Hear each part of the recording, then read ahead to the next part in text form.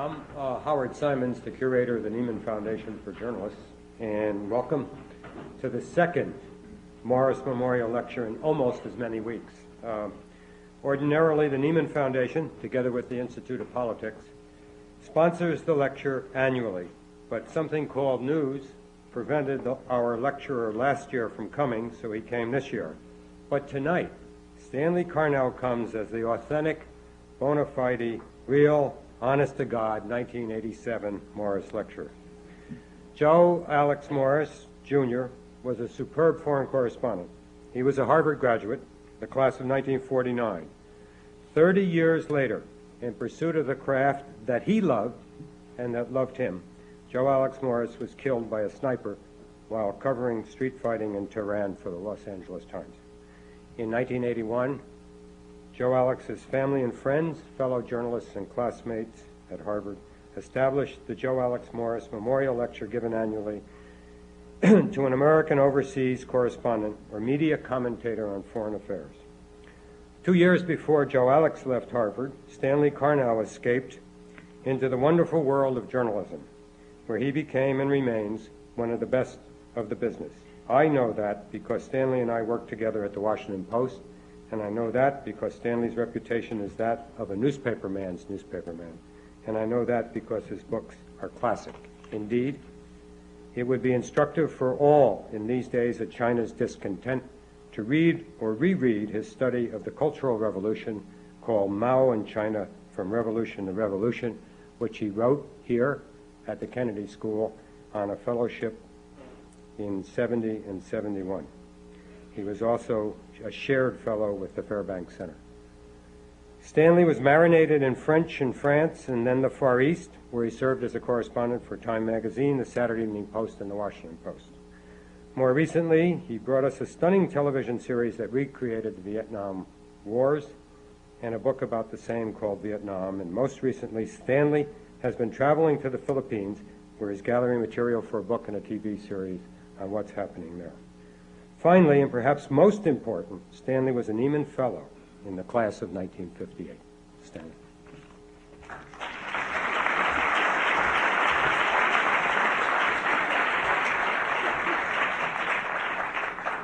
Well, that long introduction means that I'm getting old, and I spent a lot of time doing things. Howard referred to the Vietnam War, or wars. Officially, it's not called the Vietnam War. Officially, it's called the Vietnam Era, since it wasn't a declared war. In fact, we haven't declared a war in a long time, since 1941, actually. It was a war, nevertheless, the longest war in American history and the first defeat in American history. And Vietnam has become a metaphor, a symbol, kind of a code word that's applied to every, or almost every, new crisis. The jargon word at the Pentagon is low-intensity conflicts, as opposed to high-intensity conflicts, which I think probably means nuclear war, which no one would be around to define afterward. So the questions are being asked like, are we getting involved in another Vietnam in Central America? Is the Philippines potentially another Vietnam? Are there new Vietnams developing in other places that we have no inkling of? And, of course, we're not the only ones that are saddled with this Vietnam analogy. The Russians are supposedly involved in a Vietnam in Afghanistan, and the Vietnamese are involved in a Vietnam in Cambodia. I think we have to be a little careful about making these comparisons. There are differences and similarities between what happened in Vietnam and what's happening in parts of the world today. I'd like to share my historical view of the Vietnam War or experience or era, whatever we're going to call it, tell you some of my own experiences in it, and talk a little bit about what I think are the lessons and the legacies of the war. You may not agree with me. The Vietnam War is open to interpretation. As I look at some faces here, I would say that some people weren't born when we got involved in the Vietnam War. That doesn't make any difference. You're entitled to have your opinions about it. I've been doing a lot of talking about Vietnam since my book came out, since our television series came out. and traveling around the country promoting and getting involved in these all-night talk shows for insomniacs, or sometimes getting squeezed in between a lady wrestler and a cooking class and a morning television program and being asked to sum up the whole situation in 35 seconds. Whether I've been talking for 4 hours or listening to questions for a long period of time or trying to sum it up quickly and answer questions, really it sort of shaped my own framework, because the questions that people ask, and I think they're very valid questions, are: one, how did we get involved in Vietnam? Two, what went wrong? And the third question, which brings us up to date or takes us into the future, is how do we get involved? How do we avoid getting involved in another tragedy like that again? I think, as I say, I think these are good basic questions. Before I get into them, I'd like to set the scene a bit briefly by saying a word about Vietnam itself, which is the place where the war took place. The Vietnamese, despite some notions we had about them before we got involved, were not a primitive, passive people. They had developed over the years, over the centuries, a rather sophisticated culture and institutions borrowed from China. They also had a sense of national identity, largely from having fought the Chinese on and off over the centuries. For long periods, they fought each other.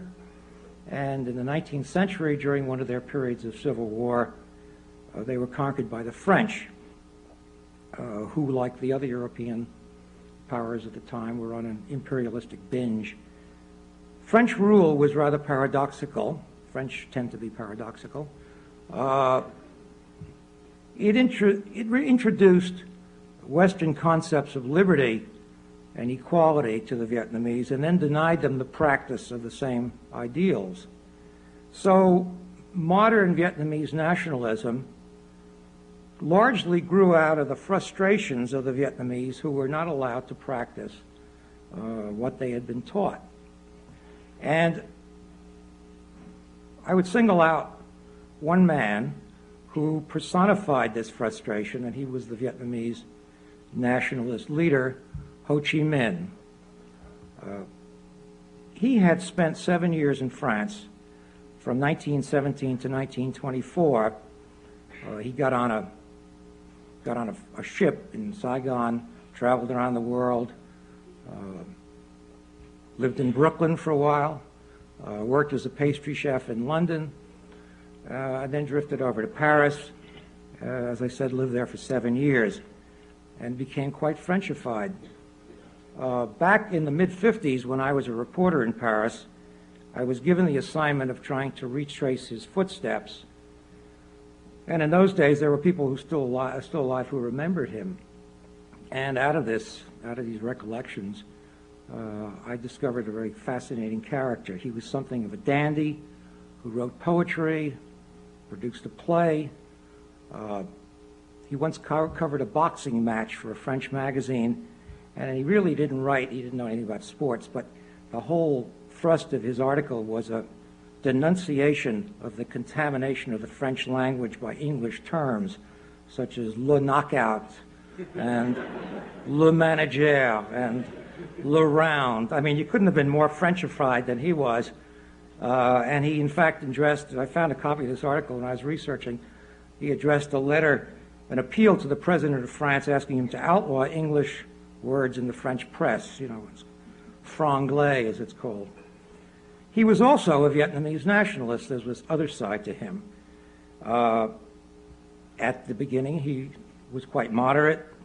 He wanted autonomy for Vietnam within the framework of the French Empire. In fact, he tried to see President Wilson, who was in Paris for the peace treaty in 1919, was rejected. Out of this pressure, he joined the French Communist Party, which was formed in the early 1920s. At the time, the Russian revolutionaries, were supporting the anti-colonial struggle. Ho later said that his motives were more nationalistic than ideological. he did become a member of the Comintern, the Communist International Organization, and became a communist agent. The struggle against colonialism in Asia, I think, would not have made much progress if it hadn't been for the Second World War. The Japanese swept down through Southeast Asia. They crushed the European colonial powers and opened the way for Asian nationalism to fill that vacuum. When you go back to that period, it's almost hard to imagine there was a time when Singapore, which was the great British bastion in Asia, was considered to be impregnable. Well, the Japanese overthrew it. They came into Hong Kong. They overran French Indochina, Burma. Many Asian nationalists sided with the Japanese, who were, after all, Asians like themselves.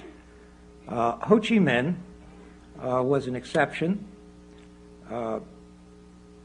He thought the Japanese were no better than the French, and he organized a guerrilla movement to fight them. Now, ironically, and this is one of the ironies of history, he later becomes our enemy number one, but during the Second World War, the United States armed and trained his men. Continue with these historical ironies. When Japan was defeated, Ho Chi Minh declared the independence of Vietnam. He believed at the time that the United States would help him. President Roosevelt had denounced colonialism, and so at his independence ceremony in 1945, he read the American Declaration of Independence. When the French returned after the Second World War to reimpose their colonial rule, President Truman and his Secretary of State, Dean Atchison, decided to help the French. And it was then, about 1949 and 1950, that we began to get involved in Vietnam. There seems to be somewhere this conception that we got involved when the Marines hit the beach in Da Nang in 1965. In fact, we were taking our first steps into Vietnam as early as 1949 and 1950. Now, beginning the answers to the questions, how did we get involved? Why did Truman and Atchison decide to help the French? Well, many reasons. For one, the Cold War was then gathering momentum in Europe. The United States, the Truman administration, wanted France to participate in the Atlantic Alliance, and specifically to concede to the rearmament of West Germany, which was France's traditional enemy. So as a trade-off, Truman agreed to help the French cause in Asia. Secondly, Truman had declared war on communism as early as 1947 during the Civil War in Greece. He said the United States would fight external and internal aggression everywhere. Ho Chi Minh was a communist, undeniably.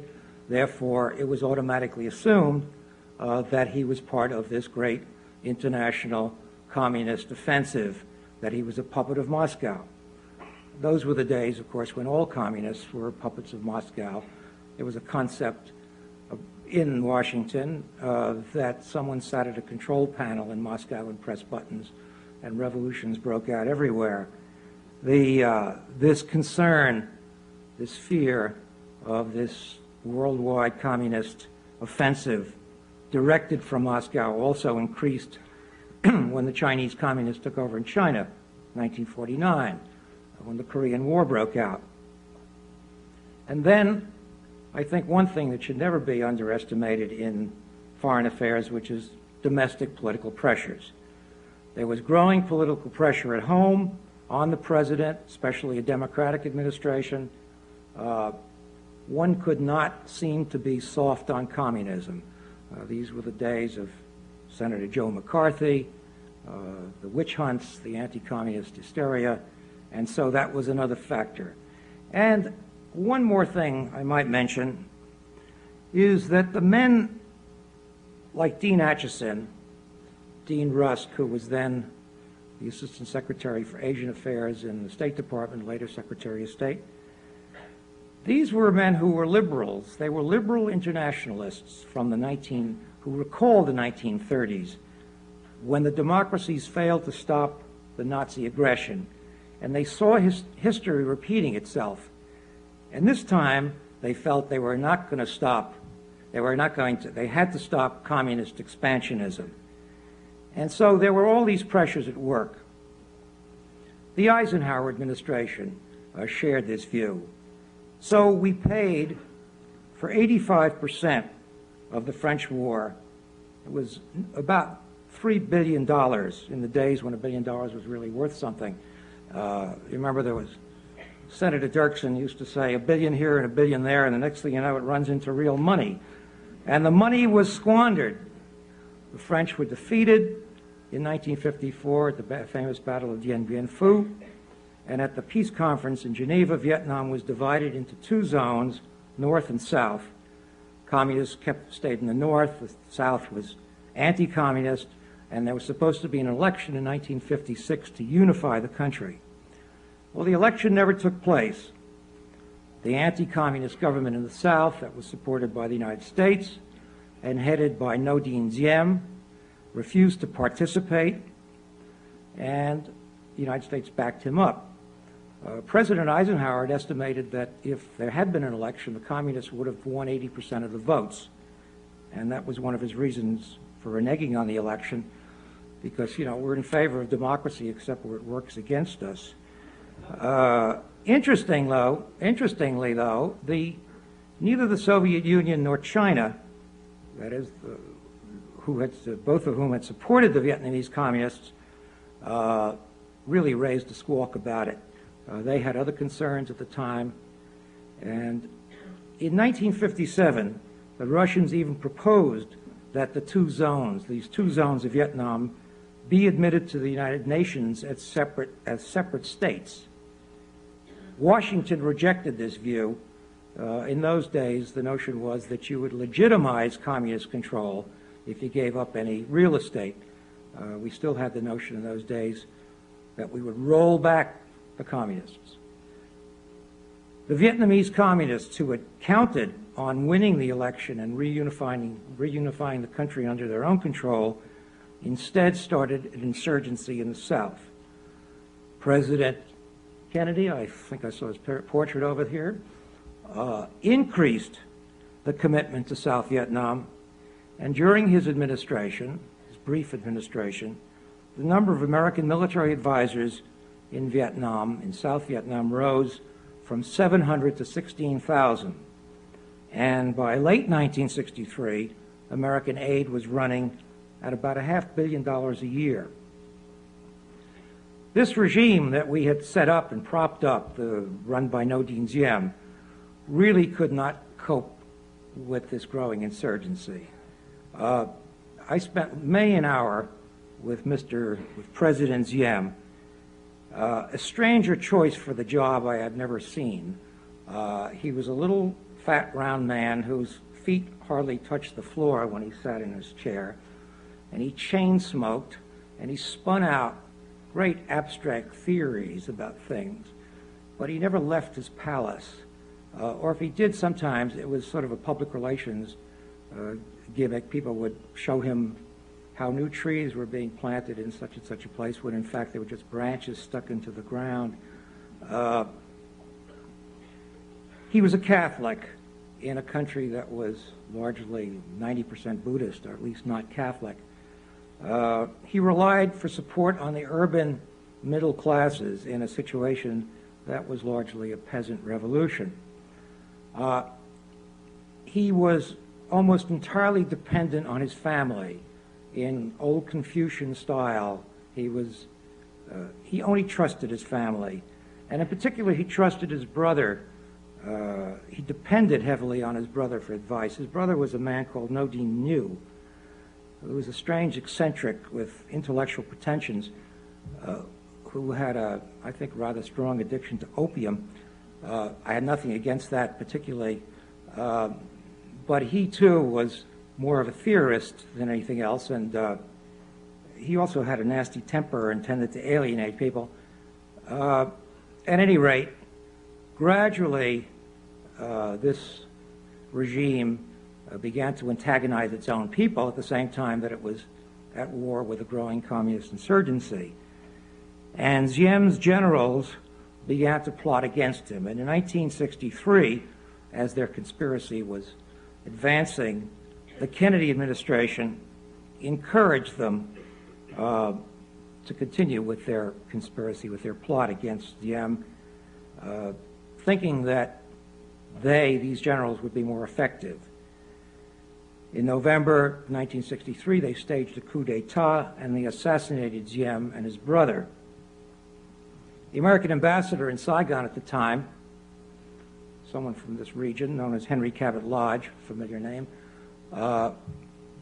was an accomplice, really. He encouraged this coup. He did not know about the assassination. It shocked him that that had taken place. In the famous Last Words Department, in November of 1963, after Diem was overthrown, Henry Cabot Lodge optimistically cabled Washington and said, "The prospects now are for a shorter war." Diem's successors, the men who had overthrown him, were even more incompetent, and Lyndon Johnson, who succeeded President Kennedy, faced a very tough dilemma throughout 1964. You may disagree with me. If we were back in the 60s, I'm sure you would have. I don't think that Lyndon Johnson wanted to get into Vietnam if he'd had his choice, or his druthers, as he would have put it. His dream was domestic, was the Great Society, progressive and social and economic programs. He hoped to be bigger and better than Franklin D. Roosevelt, his hero. He hoped the Great Society would be bigger and better than the New Deal.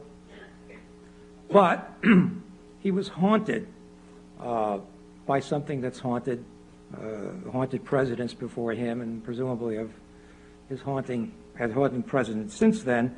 He didn't want to be the first American president to lose a war.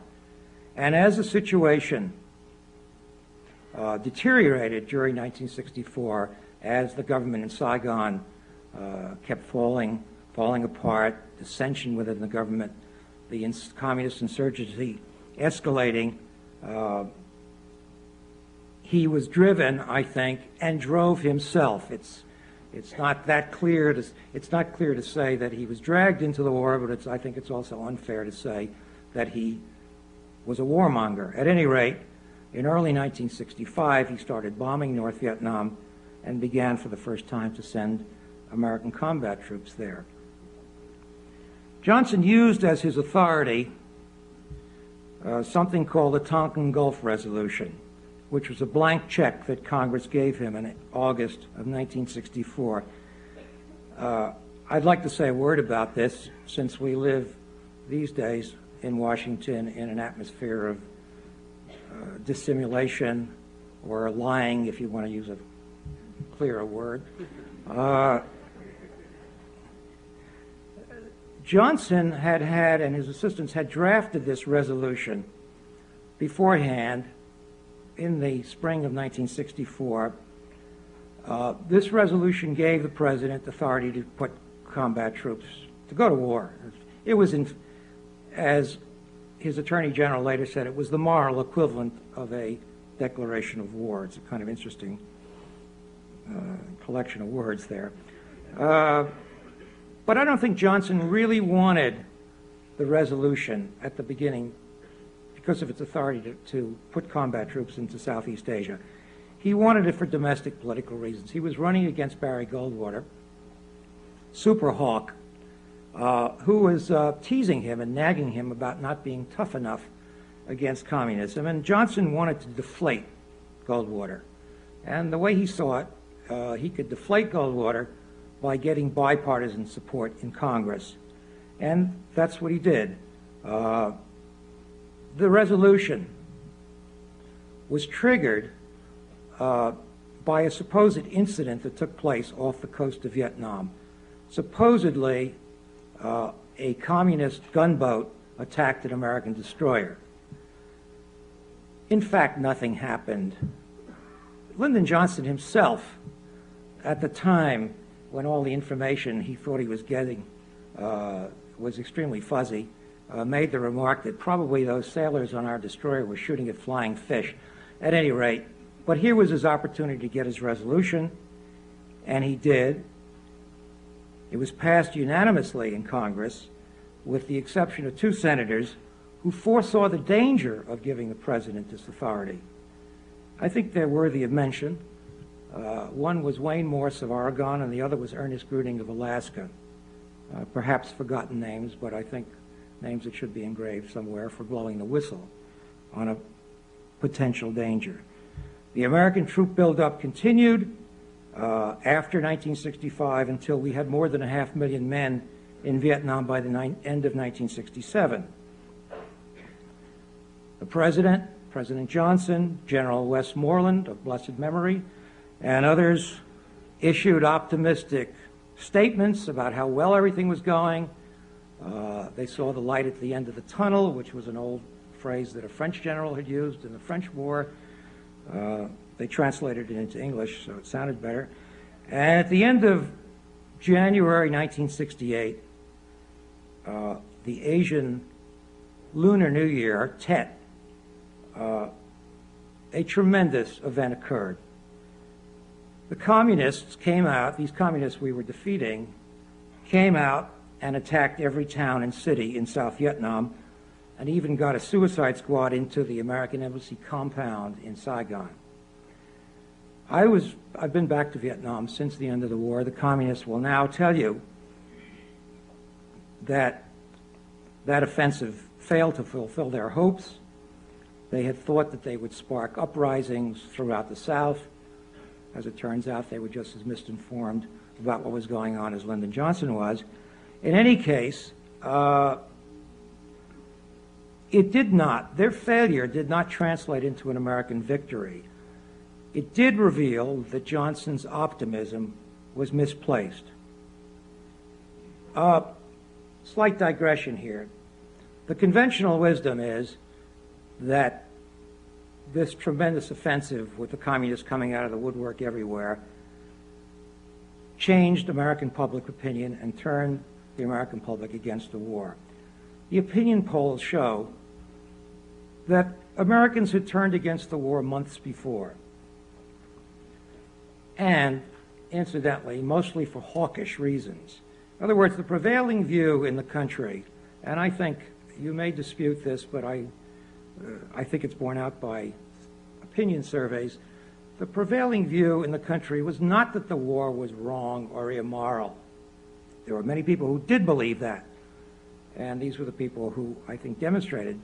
But what Richard Nixon later called the silent majority, and there is a certain amount of truth to that, despite the fact that Nixon invented the phrase, the prevailing view in the country was, let's win it, but if we can't win it, let's get out. In other words, it was hawkishly anti-war rather than dovishly anti-war. And also, for hawkish reasons, Lyndon Johnson's approval ratings dropped precipitously just after this Tet offensive. Again, people felt, or many people felt, that he was not prosecuting the war effectively enough, forcefully enough. A turning point was the New Hampshire primary of 1968, in which there was a peace candidate, Gene McCarthy, poet, sometime senator. He came within 300 votes of defeating Lyndon Johnson in the primary. But we went back and re-examined this. We've discovered that most of the vote for McCarthy was a protest against Johnson. And interestingly enough, we discovered that most of those who voted for McCarthy in the primary voted for George Wallace in the election, the general election in November, for the Super Hawk. Of course, these people may have thought they were voting for Joe McCarthy in the first place. I don't know about that. But at any rate, it was a protest against Johnson. And it revealed, the New Hampshire primary revealed, and the other primaries, that the war had become a political liability. And along came Richard Nixon with the phrase which I think did respond to at least the general mood in the country. let's have peace with honor. It's been written that he had a secret plan to end the war. We in the press, I think, have examined that and discovered it was a mistake by an AP reporter, but it became a part of history. It was not true. He had no secret plan. He had no plan at all. All he had was a slogan. At any rate, his strategy, he got, of course, elected. We can argue about whether he got elected because of his slogan or whether it was because George Wallace split the Democratic Party or because Lyndon Johnson refused to unleash Hubert Humphrey. I'll leave that to the experts here at the Institute of Politics. We'll get back to Vietnam here. Nixon did get elected, and his strategy was called the Nixon Doctrine, which was to pull out American combat troops and leave the fighting to the South Vietnamese, whom we would train and equip and advise. But the South Vietnamese couldn't hack it, especially after the ceasefire agreement was signed in 1973, and it deprived them of the American advisors and air power. And so in April 1975, the communists swept into Saigon and took over all of Vietnam, and America was defeated. Now, what was wrong? What went wrong? The first mistake was to have supported the French in the first place. I think we look back, we were bucking the tide of history. The British had granted independence to India. The Dutch had reluctantly given up Indonesia. We ourselves had turned the Philippines back to the Filipinos. And here we were supporting a lost French cause. We couldn't even persuade the French to encourage a credible non-communist nationalist movement. There were nationalists in Vietnam who were not communists. There were many who were anti-communist. The French instead picked as their standard bearer of Vietnamese nationalism a little plump emperor called Bao Dai, who spent most of his time on the Riviera. Why not? I mean, it was more fun to be on the Riviera than to be a French puppet in Saigon. Besides which, it's interesting, you go back and read the cable traffic. At the time, we were trying to get the French governor who occupied the palace in Saigon to give it up to the emperor. The French governor wouldn't move out of the palace. Well, the emperor had no place to live except a hotel, and of course he preferred to go to his villa on the Riviera. We ignored the nature of Ho Chi Minh's communism. There's no doubt that he was a communist. There's no doubt that he'd been a Comintern agent. But he was also a nationalist. Sometimes I have been accused of saying, you're claiming that he was a nationalist and not a communist. No such claim. You can be a communist and a nationalist at the same time. One thing I'm sure of is that he wasn't a Soviet puppet, at least in this period, in the period of the early 50s. We had a rather sophisticated policy in the early 50s, late 40s. We supported Marshal Tito of Yugoslavia, who had broken with Moscow. We didn't explore the possibility of making a deal with Ho, even though there was evidence that he was not totally in the Soviet camp.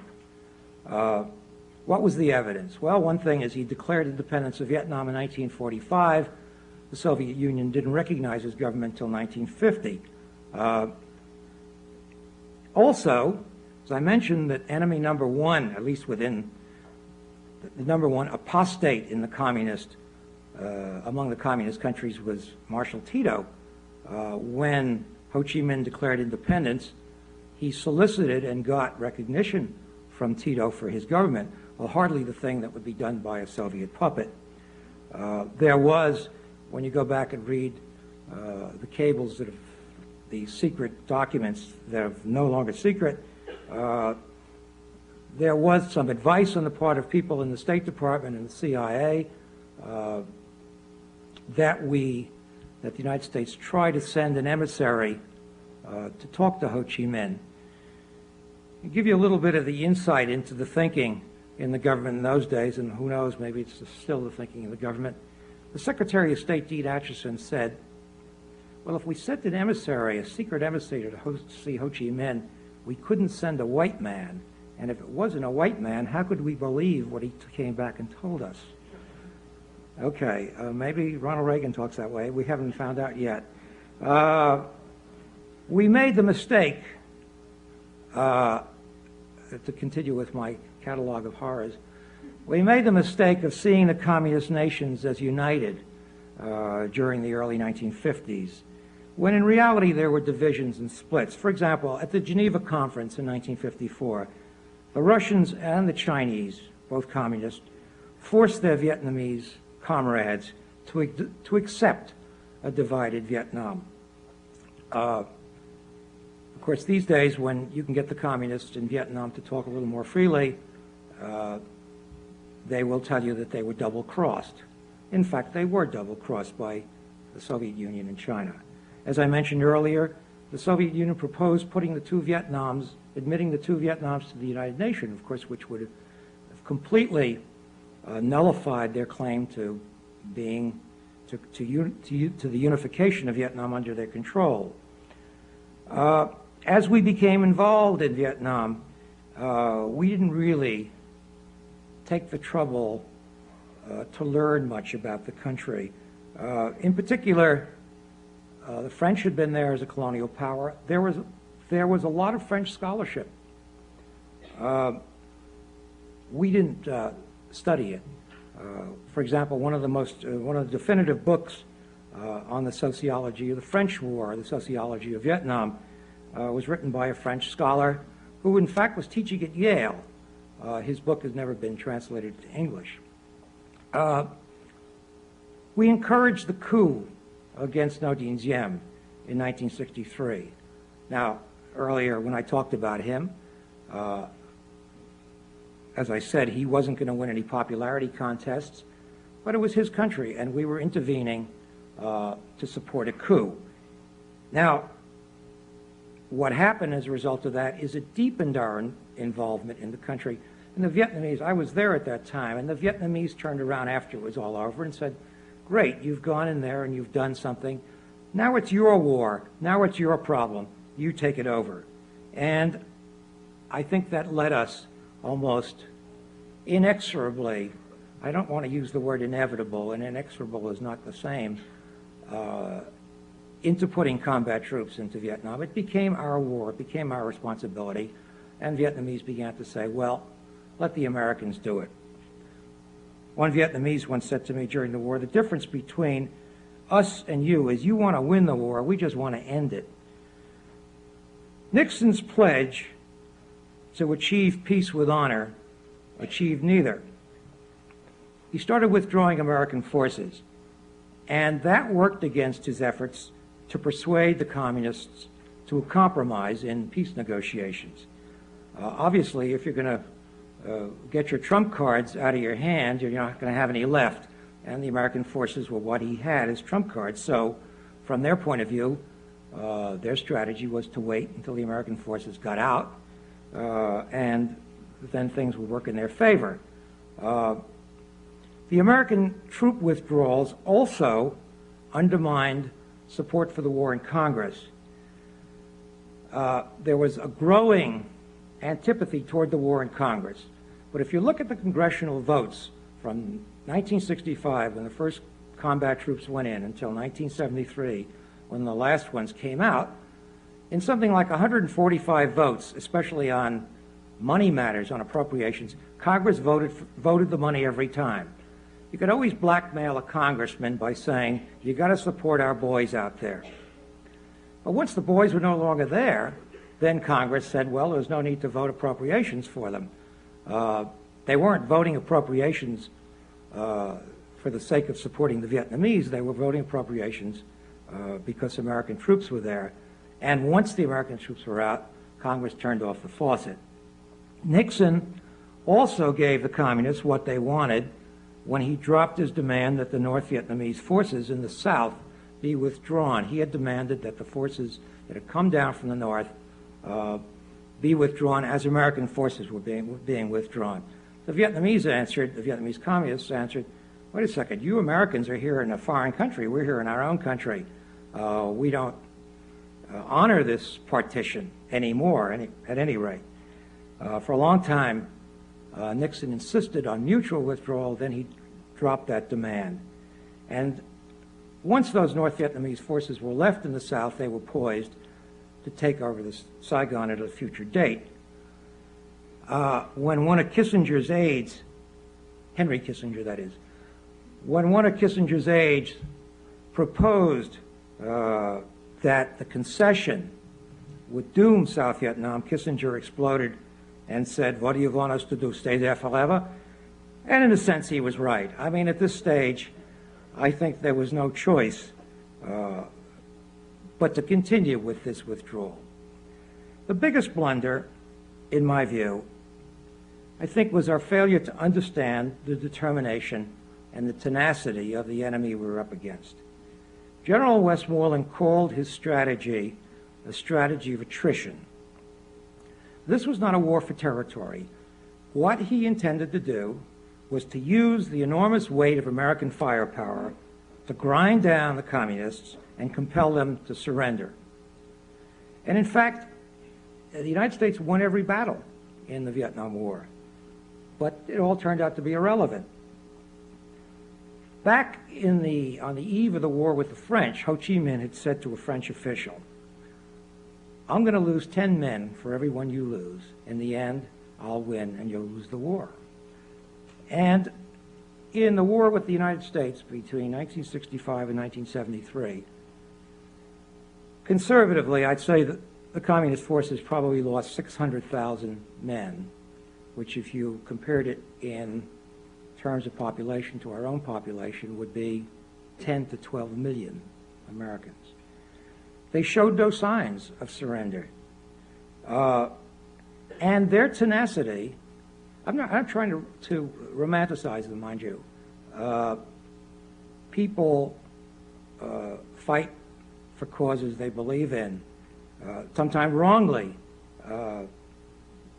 During the Vietnam War, you'd hear people like Westmoreland, as they saw the number of enemy forces being killed, say things like, "Well, these are Asians. They don't have the same regard for human life that we do."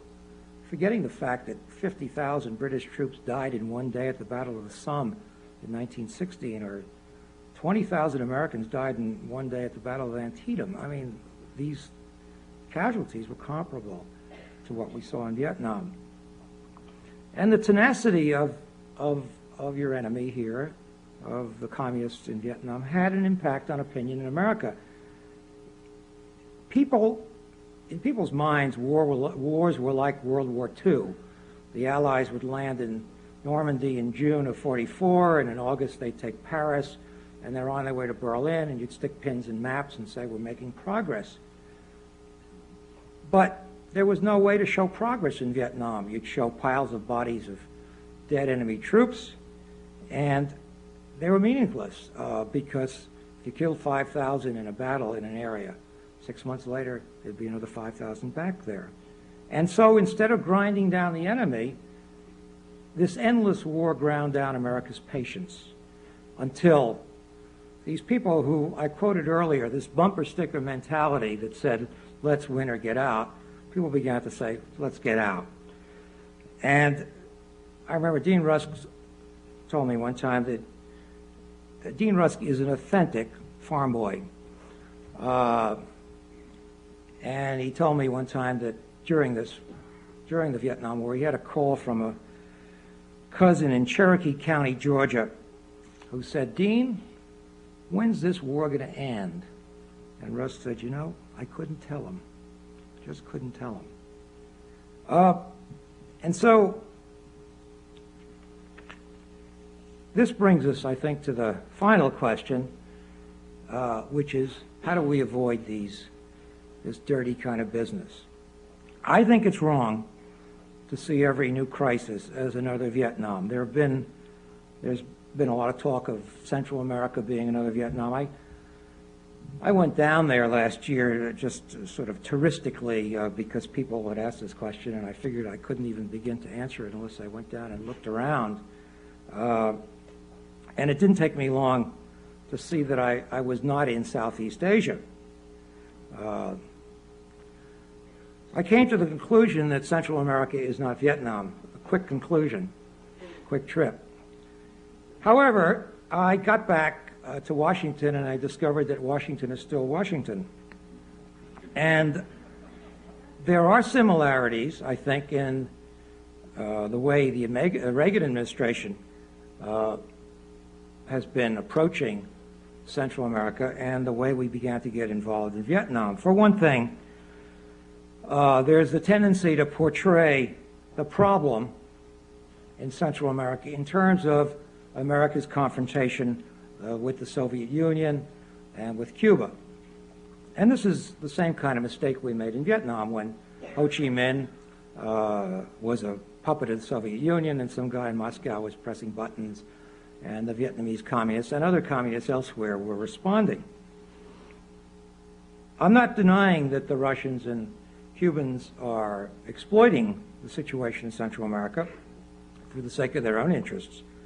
But the Sandinistas, quite clearly, were not fabricated or made in Moscow. The evil empire just isn't that omnipotent or competent.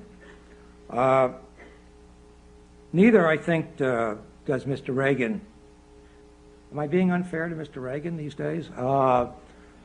Understand the pluralism of communism.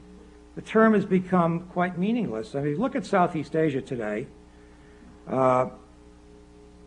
We see the Vietnamese communists are at war with the Chinese communists, and the Chinese communists are squabbling with the Soviet communists.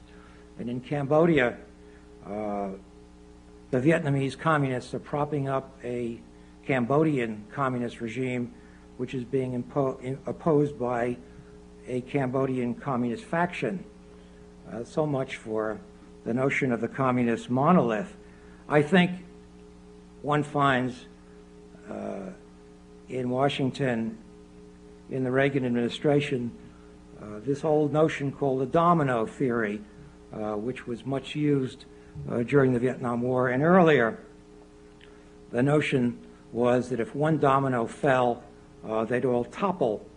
And the argument was used during the Vietnam War that if we lost Vietnam, you'd see all these dominoes toppling until we were fighting on the beaches of Waikiki. Actually, I'm quoting Lyndon Johnson there. He did use that phrase. So here, too, that if the left wing, the Sandinista regime in Nicaragua is not overthrown, Los Angeles is going to be poisoned. I think there's a tendency in Washington, not necessarily in the Pentagon, incidentally, to think that military force is the answer. The most credible critic of that thesis, interestingly enough, is General Paul Gorman, the former American commander in Central America, who has said repeatedly that the Contras aren't worth a plug peso. There's the dream, as there was in Vietnam, that if you could only sort of defeat the revolution, the old bourgeoisie would prevail. You know, all the good guys would come back again and you wouldn't have to worry about anything. And this notion, I think, of turning the clock back is one that's been prevalent in this White House. I'm not saying for a moment, incidentally, that I think communist guerrillas are invincible, or do I believe in historical predetermination and the victory of the revolution everywhere. And some places that have gone through the revolution are pretty horrible places. I've been back to Vietnam, and it's like 2 weeks in Philadelphia. But it's worse than 2 weeks in Philadelphia. I'm sorry. Take it back. But, you know, defending the status quo is really a losing game. However, I think it's important to distinguish between talk and action and between rhetoric and deeds. Whether President Reagan deserves credit for this or not, I think much of his tough talk has been just talk. Let's look at some examples. He got involved, he intervened in Lebanon. He put Marines into Beirut in the end of 1983. When the barracks were bombed and 250 Marines or so were killed. He pulled them out. Strategic retreat or something was called. I mean, one could imagine, turning the clock back and looking back, that Lyndon Johnson would have put a division of Marines in. In fact, he put in combat troops in very similar circumstances. Of course, it was a war. You find Reagan threatening to punish the Russians and then backing away from sanctions on the Trans-Siberian pipeline. He's not going to make a deal to secure the release of Danilov, and then he makes a deal. He's not going to bargain with Iran over hostages, and then he bargains with Iran over hostages, and so on and so forth. In short, I mean, you see a kind of prudence there, I think. And this is going to sound a little convoluted, I think, but in a way, the Iran-Contra affair, the secret arms deal, is a symptom of caution. I think he proceeded in secrecy, and here is where I think there has been a change since Vietnam, because he's been restrained by public opinion from public adventures. And this, as I say, brings me to what I think has been one of the principal legacies of Vietnam. I think the public has become cautious. People don't want to get involved. They vote. They have voted for Mr. Reagan's smile, but, for example, 70% consistently say, let's keep out of Central America, or other commitments of that sort. Strangely enough, the caution is particularly strong within the military leadership, among the Vietnam generation that are now the colonels and the generals. In November of 1985, reflecting the mood in the Pentagon, I want to quote a remark from Secretary of Defense Caspar Weinberger. He said, "We have learned that there are limits to how much of our spirit and blood we can afford to forfeit in meeting our responsibility to keep peace and freedom."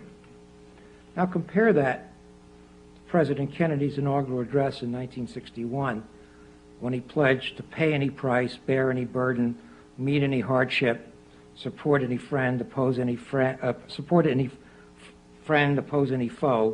to assure the survival and success of liberty. So I think what we're in is, what we've adopted is what I'd call the Rambo Principle. We're going to win our wars in the movies rather than on the battlefields, where fantasize, don't fight. I don't think this means that Americans have become isolationist.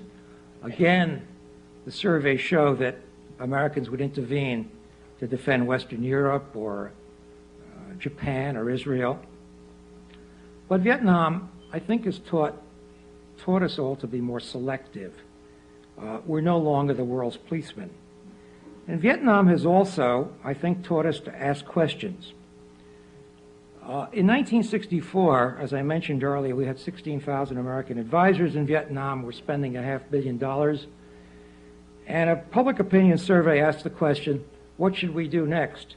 And 70% of the people responded they weren't paying attention to the problem. Now, okay, let's assume a lot of Americans think that El Salvador is the capital of New Mexico, but many more people are skeptical now, I think, and are asking questions than have before. Some strategists, eager strategists in Washington, have used a term to deplore this caution. They call it the Vietnam Syndrome. Well, if you look it up in the dictionary, syndrome is a mental disorder, and frankly, I think there's nothing healthier than asking questions. After all, it's our life and our lives and our money at stake, and we do see now, I think, in the wake of Vietnam,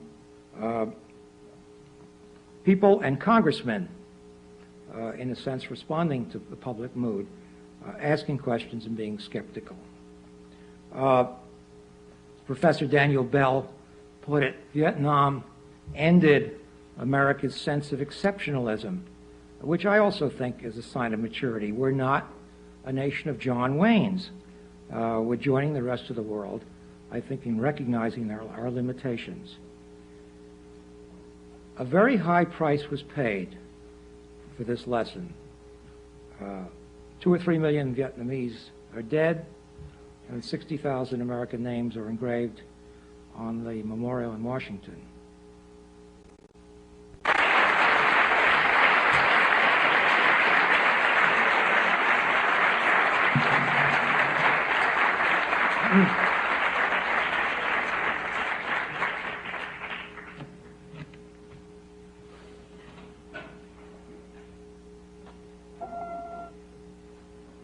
You didn't mention anything about the peace treaty that was signed between the United States and Vietnam and what we were going to give them in reparations or to help them out. As an inducement to sign the ceasefire agreement, President Nixon promised to give the Vietnamese something like $4.25 billion. His argument was that the war reparations were conditional on their maintaining the ceasefire. And when the ceasefire broke down, as it quickly did after the agreement was signed in 1973, he turned around and said, well, you broke your side of the agreement. You're the ones who violated the ceasefire. They continued to claim the money. And in a way, if I can just carry on from this, I think it was a mistake on their part to continue to claim the money, because after the Carter administration came in, one of the early moves on the part of the Carter administration was to begin to heal the wounds of the Vietnam War. You remember there was an amnesty for veterans. And the other thing that they tried to do was to move toward establishing relations with Vietnam, with now communist Vietnam. And the Vietnamese kept insisting on this money that Nixon had promised them. Now, whether they had violated the ceasefire agreement first or the South Vietnamese had done it, I mean, that was all water under the bridge. But every time the meetings went on during 1978 over the possibility of recognition, they came very close. They kept saying, where's that $4 billion Nixon promised us? But the fact of the matter is they'd already spent the $4 billion. They borrowed the $4 billion for some economic programs, and they wanted the money to pay back. $4 billion or $4 million? $4 billion. Okay. At any rate, the negotiations broke down over recognition, and they've remained broken down. And I think the Vietnamese, who were terrifically good fighters but very poor diplomats, did not realize that if they established relations with the United States, they probably would have got the aid anyway. You know, whenever we have diplomatic relations with a country, we begin an aid program. So they probably would have got their $4 billion under some other disguise. So their mistake was that they won the war. Well, of course, like if you want to Germany. well, we can talk about the mouse that roared if you want, and maybe they should have lost the war. But if we won the war, we'd still be in Vietnam. Sir? Go ahead. I have two questions. One is, could you say something about the cultural differences between North and South Vietnam, especially before 1954? And secondly, could you talk about some of the military's reluctance in the middle 50s to get involved again in a land war in Asia? Well, looking at Vietnam, you can look at Vietnam two ways. You can look at it internally and begin to look at the differences within Vietnam itself. And I'm not going to try to pose as an expert on the sociology of Vietnam, except to say that, like every other country, there are regions. There are Northerners, Tonkinese, there are Central Vietnamese, there are Southern Vietnamese. Their cultures are different. Their economies are different. You have large plantation agriculture in the south, in the Mekong Delta. You have small farms in the north, and so on and so forth. I don't want to start sounding like a travelogue. The most important thing I think we have to, in terms of what I'm talking about tonight, is that despite the differences among them, when they faced an outsider, there was a lot of unity. And one of the interesting things you discover I discovered during the war and thinking about it afterward is the same sort of hostility to foreigners existed among the communists and the anti-communists. And the same desire to unify the country existed between the two. I mean, if the Northerners hadn't come down to the South, if the Southerners had been capable, they would have liked very much to have gone up and liberated the North. I mean, there was this strong national spirit that had grown up over centuries, and we saw it. I mean, it did exist. Now, to get to your second point, I feel rather strongly about in exonerating, if you want to use, if I can use that term, our military for getting us involved in Vietnam. They didn't. One thing you can say about the American military is it takes orders from elected officials. I mean, it is that we don't have a military caste in this country as one does in other countries. In 1954, the Joint Chiefs of Staff, with the exception of two members, Admiral Radford and General Nathan Twining, who was then the commander of the Air Force, had to debate the issue of whether they were going to get involved to help the French. Every other member of the Joint Chiefs, and particularly General Ridgway, who had been the commander of the American forces in Korea, were against getting involved. And when you look back on the documents, you find that they were saying things like, first of all, let's not get involved in a land war in Asia, which of course goes back to General MacArthur. The places of no strategic value whatsoever. Now, it's kind of interesting. When the orders were later given to them to fight the war, of course, then the place became of vital strategic value. And they wanted more. But they were soldiers, and they were obeying their orders.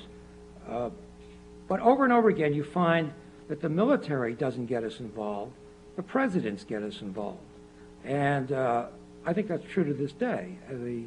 So if one is looking for where the responsibility lies, it doesn't lie in the people, with the people in uniform. It lies with the political leadership and the Congress.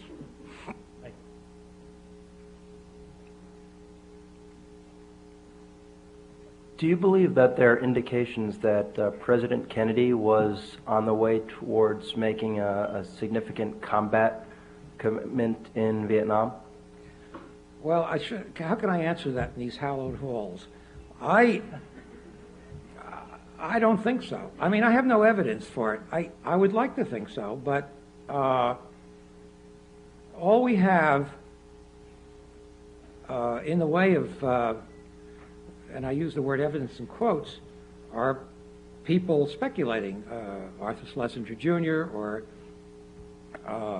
Dave Powers, people who were close to Kennedy, looking back and saying, I am certain that President Kennedy would have got out if he had not been assassinated. I don't know. I mean, all I can say is if you look at Kennedy's record until he was assassinated, it was one of steady escalation. He said over and over again, I mean, he was a great believer in the Domino Theory. If we get out of Vietnam, the rest of Southeast Asia and the rest of the world is going to start toppling. You know, as an admirer of President Kennedy, I'd like to believe that he would have got out, but I'm not sure. And I might add, this point, you don't really begin to see Bobby Kennedy changing his mind on the Vietnam War until after the Tet Offensive of 1968, when he began to have presidential ambitions and declared his presidency, in fact, in March of '68. Until then, there's very little evidence that he was opposed to the war. That's all I can give you in the way of hard evidence. Yes? Seems like one of the reasons that the war in Vietnam was lost is that the South Vietnamese didn't defend themselves. There was no popular support in South Vietnam. You can see some parallels between that situation and the situation in Central America, where it seems like the United States always has to decide between two bads, either the far right or the far left. Do you have any suggestions for how, while the country is still not communist, there's a way of supporting the moderate elements? For example, in South Vietnam, there was like the Buddhists. I don't know what other moderate elements there might have been, but what could we do to promote these moderate elements? Well, I think that I think you have to look at each situation on the basis of, on each case, and I think that I'd like to sort of answer that specifically and then make a generalization about it. Or let me start with the generalization. I mean, there's nothing worse than to sit in Washington and look at a map on the wall and say, this is the way we have to deal with these situations, whatever we call them, low-intensity conflicts, potential revolutionary situations, so forth. I mean, each situation is different. You're up against different challenges in different places. The one generalization is that we have tended to support the status quo. We get stuck with some guy, and the old cliche is he may be a son of a bitch, but he's our son of a bitch, so we'll stay with him. We get worried about instability. Look at events in the Philippines. For 14 years, we supported the Marcos regime. Mrs. Marcos came out with 3,000 pairs of shoes and 500 black bras and several $1 billion. And when one talked about putting pressure on them or whatever we could do, whatever leverage we had, everyone said, wait a second, we got those bases there, we got to be careful. We don't want to, who's your alternative? We don't want to see chaos. I mean, all those cautious things. And meanwhile, the situation continues to deteriorate. Now, in Vietnam, to be more specific, to get to the specific point, by the time the French War was over in '54, it was pretty much gone. I mean, for better or worse, the communists had taken over the nationalist movement. There wasn't really very much left to work with. The Buddhists were hardly moderates. I don't call people who burn themselves to death moderates. They did make had pretty good public relations. I mean, they'd call you up before the burning took place, bring your camera. So I think that what we should have been looking for in Vietnam, I mean, again, with my hindsight, we should have been looking for some kind of compromise early on, maybe even back in the French period. And interestingly enough, there were people in the State Department who could foresee these things and were proposing these compromises. But for many of the reasons I mentioned, the momentum gets going. You can't be soft on communism. Ho Chi Minh's a communist. We got to show our muscle. There were all sorts of arguments. If we don't win in Vietnam, our credibility will be gone, and so on and so forth. And so take Vietnam and apply it to Central America in that sense from the Washington end. And you see getting overlaid on a situation with its peculiarities and particularities, sort of sweeping generalizations from Washington. And I think one has to go back and understand the situation in each place before you can deal with it. And in a sense, Vietnam was gone before we even got there. Oh, sorry. Sir, on Tuesday night, General Westmoreland gave a speech here at the Harvard Law School. He talked about his experience with the media, and he mentioned that in the Second World War and in the war in Korea, the American government had introduced censorship on everything that was published on the war. And he said this was different in the Vietnam War. And what he then said is that the outcome of the Vietnam War for America would probably have been different if the American government had another media policy. And so far, how would you comment on that? Well, as Chairman Mao Zedong used to say, let 100 flowers bloom, let 100 schools of thought contend. When have you ever heard a general not blaming his defeat on somebody else? The reason there wasn't censorship in Vietnam is because Lyndon Johnson didn't want to admit it was a war. I mean, for the same reason we didn't have wage and price controls back home, and one began to get inflation, which the beginnings of which were during the Vietnam War. I personally was not against the idea of censorship in Vietnam. As a reporter, then you would have known clearly what your status was. I'm not against it. I never heard Westmoreland during the war, by the way, come out in favor of censorship. But the notion that the outcome would have been different if there had been censorship seems to me totally cockeyed. I mean, the war was there, the fighting would have happened, people would have known that the war wasn't being won.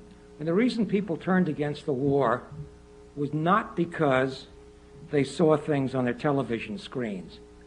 The reason they turned against the war, essentially, I'm not saying that television and the newspapers, mostly television, didn't affect them in some way. But the real reason people turned against the war was because no one could tell them when it could end. No one could show any progress. In respect to, I don't want to get a little too long-winded on the question of the press, except I happen to belong to it, so I feel I have to defend it. One of the interesting little episodes in the Vietnam War, to illustrate my point, in late February 1968, during a few weeks after the Tet Offensive had broken out, Walter Cronkite came on television and expressed some doubts about the future of the war. I mean, pretty mild stuff. But, you know, when Walter Cronkite doubts, everyone listens. And Lyndon Johnson, who used to watch all the networks, 3 television sets at the same time, when he saw Walter Cronkite say this, he said, "Walter has double-crossed me. He's going to change public opinion." Now, the fact is that public opinion had changed and turned against the war in the previous September and October, long before Walter Cronkite came along with his doubts. So,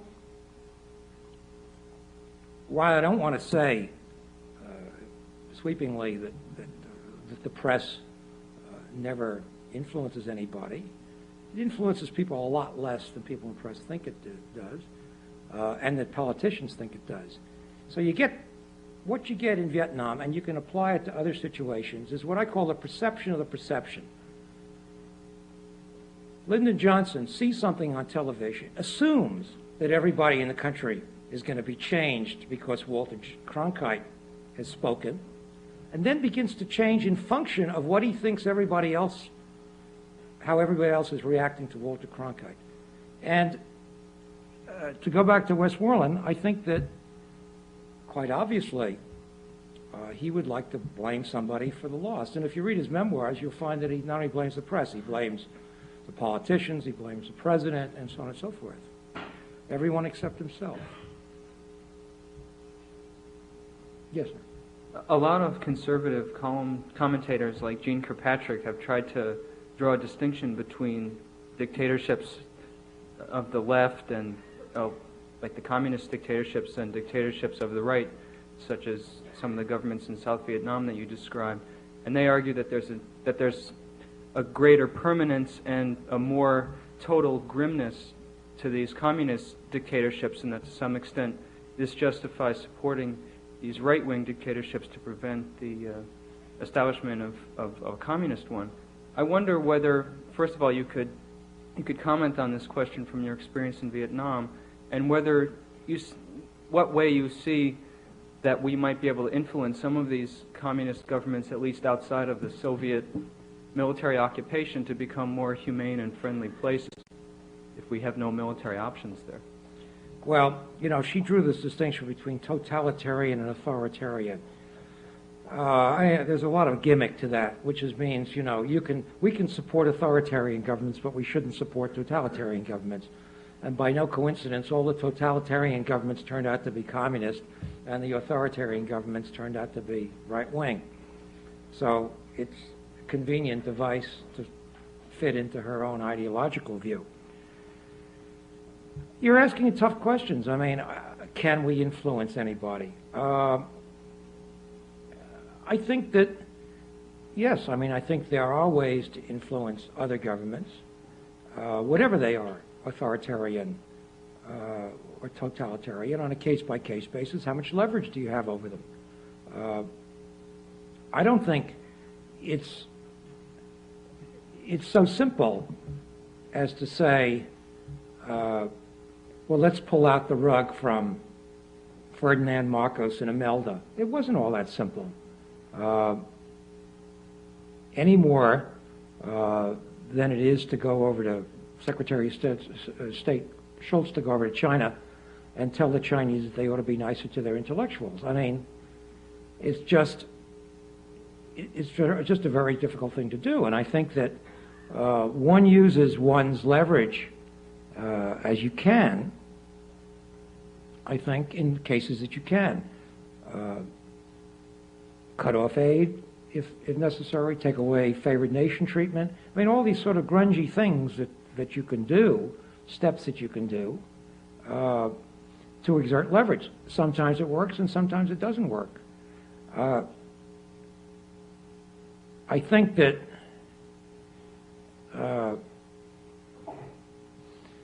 when you ask me about Vietnam in particular, the government that we were supporting in Vietnam would certainly not have been, I would not have called a totalitarian government compared to what it is today. And the government in Vietnam today, and when I was back there recently, a few years ago, I was having dinner with a woman, a Vietnamese woman, who had been in the opposition to the government in Saigon, very strongly in the opposition.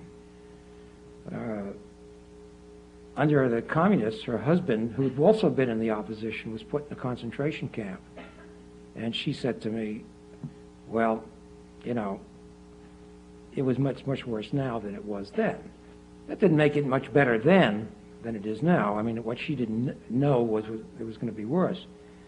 I just think that dealing with these questions of authoritarianism versus totalitarianism, you come back to the question, ideally, freedom is indivisible. I mean, that's your principle to start with. Does it make any difference whether you're having your fingernails pulled out by General Pinochet in Chile or by the Politburo in Hanoi? I mean, it's a 6 of one and half dozen another. But I just think you have to deal with these things realistically on a case-by-case basis and do what one can to exert pressure without expecting too much. Yeah. Sir, I am a Vietnamese, and I strongly object to the way many Westerners interpret our history. And in the context of the presentation, I'd like to differ on 2 points. You said that one of the main causes for the Vietnamese anti-French movement was to practice what we learned from the French about liberty, about democracy. I'd like to say that the Vietnamese fought the French since the first day the French landed on Vietnam for about 100 years. And for the modern anti-French movement, there are many groups influenced by the Chinese, by the Japanese, and also the most of us always wanted just to fight the French for independence. And so to interpret that the whole movement is just to practice what we are taught, what we were taught by the French, is, if not imperialistic, then stupid. On the second point, also you said that Ho Chi Minh was a nationalist, and he also was communist. It may be possible for some other people to be both a nationalist and a communist, but for a Vietnamese, any Vietnamese, that cannot be. Being a communist is anti-Vietnamese, because what communism is totally against Vietnamese tradition, culture, custom. And in the case of Ho Chi Minh, let me state an analogy. During the American Independence War, would you call Mr. Fairfax or any other general belong to Mr. George Washington a patriot, had that general make a deal with the British and sold George Washington to the British for £1,000, and later on secretly kill, murder all of other Vietnamese nationalist leader? Would you call Mr. George Washington, would you call that person a patriot? And that's exactly what Ho Chi Minh did to other Vietnamese nationalist leader. He sold Mr. Phan Bội Châu for France, to France, for a few thousand francs. And he secretly murdered all of the nationalist movement. Are you... Wait a second, I just want to say something. I mean, I realize you haven't asked a question, you've made a statement, but let me try to answer some of this. I don't want to bore everybody with some of these details about the case of Phan Bội Châu and whether he was killed by Ho Chi Minh or killed him. I want you to know that there's been a lot of research into what actually happened. You can believe what you want, but I'm not satisfied that I know the answer to that one. It's quite possible he was killed by Ho Chi Minh. On the other hand, I can't prove that. In any case, you're perfectly right. The communists killed a lot of other nationalists. A lot of nationalists killed communists. A lot of members of the Dai Viet Party killed VNQQD members, and vice versa. I mean, you were in a revolutionary situation in Vietnam, certainly since the end of the Second World War and before that, in which a lot of people were killing other people, regardless of their parties. And I'm not making any brief for the communists, certainly. But that was the nature of that revolutionary situation, and there was a lot of assassination and killing going on. There was a lot of informing and delivering members of one group up to the French or to another. So it certainly is not as clear a situation as you make it out to be. As for your statement about not being a nationalist and a communist at the same time, or with all sympathy to your not being in your own country, and I sympathize with that, I just have to disagree with that. What could you tell me of the Delhi's involvement in Vietnam in our decision-making processes? The Dulles? Yes. John Foster Dulles. You know, Dulles, I hate to say Dulles has got a bum rap. He certainly doesn't come through in history as a sort of charming figure. And yet, he was also quite a cautious man. As far as Vietnam is concerned, one of the really interesting episodes was the period during which the Eisenhower administration was debating whether to go into Vietnam to help the French at the Battle of Dien Bien Phu, something that was favored by Admiral Radford and opposed by the rest of the Joint Chiefs, and one in which Dulles played a kind of equivocal role. He went over to London to talk to Churchill. So Eisenhower finally made the decision not to get involved. A colleague of ours wrote an article called "The Day We Didn't Go to War." It's a simplistic title, but I mean, it's essentially true. So Dulles is a much more cautious man, I think, than in reality than what we saw following during the Johnson administration, even the Kennedy administration.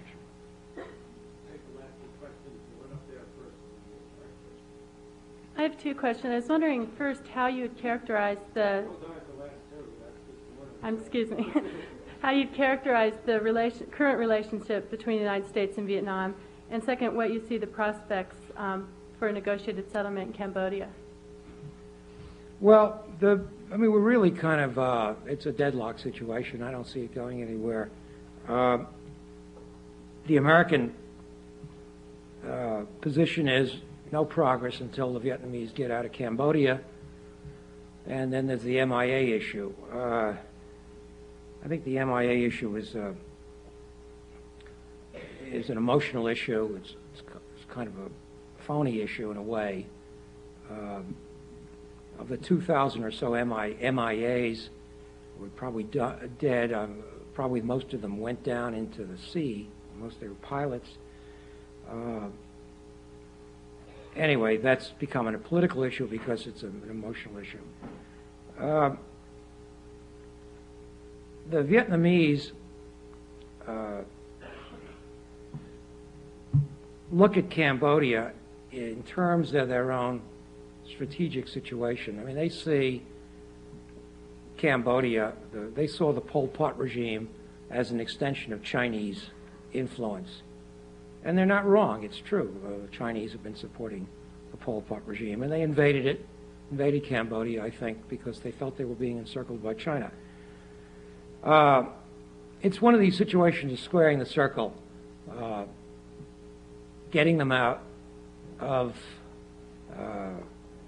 persuading them to find some way to get out of Cambodia so we can begin the process of establishing a relationship. Normalization is the word that's used. And certainly that's at the bottom of the agenda in Washington, and maybe rightly so. I mean, it's no big issue. There's not a hell of a lot to be gained from it politically from a Washington point of view, and maybe something to be lost by it. So I wouldn't expect much movement in that field for some time to come. Yes, I grew up in the USA during the war, and the war affected me more profoundly than anything else in my life as a kid. I would guess I could say I became radicalized, and I live in a residue of the war all around me. Everything in my life is affected by that and the aftermath of the war, and it left me with a hatred of the U.S. government that's as deep as the sea. And also,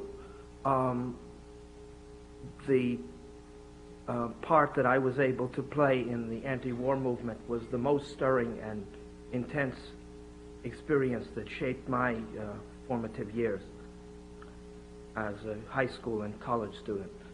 Can you say something about the anti-war demonstrations and what part you think,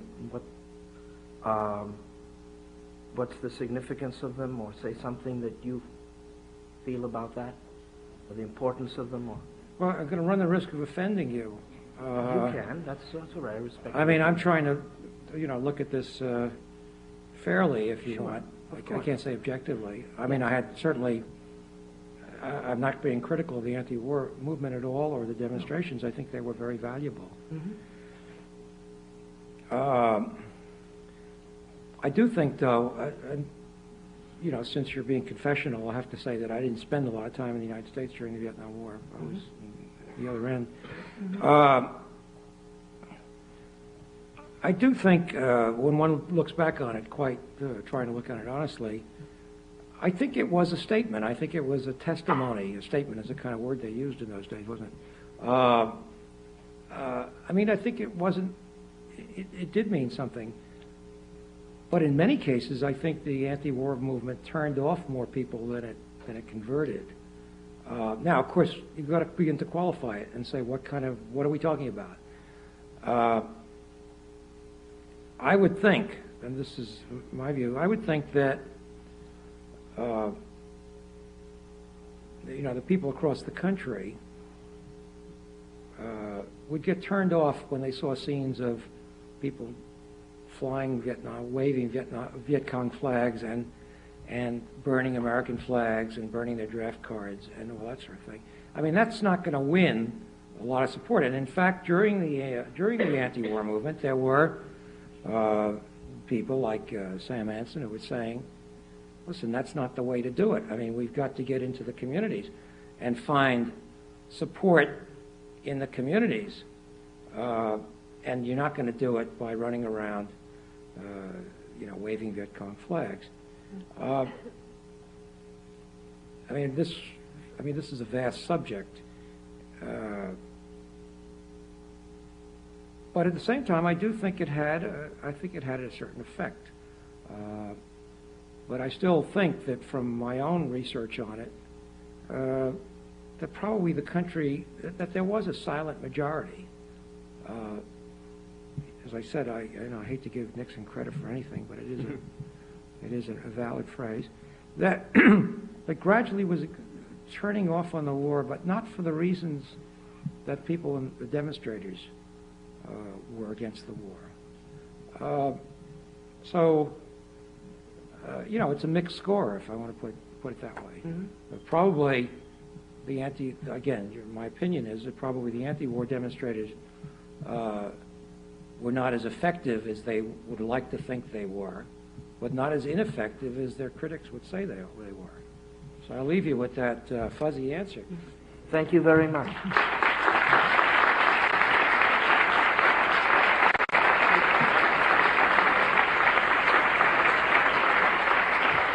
Okay? Thank you.